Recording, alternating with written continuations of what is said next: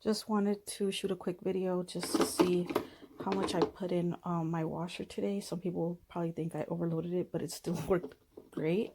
I have these 2 large kitchen knives, all of these like kitchen utensils that I cooked with, you know, 3 glasses. They came out really nice and clean.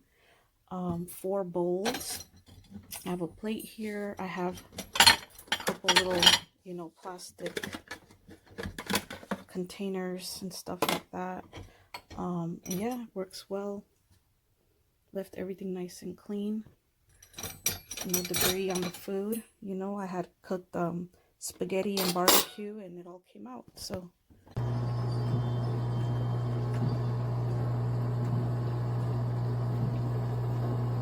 first time using my little miniature dishwasher, my Minnie Mouse dishwasher.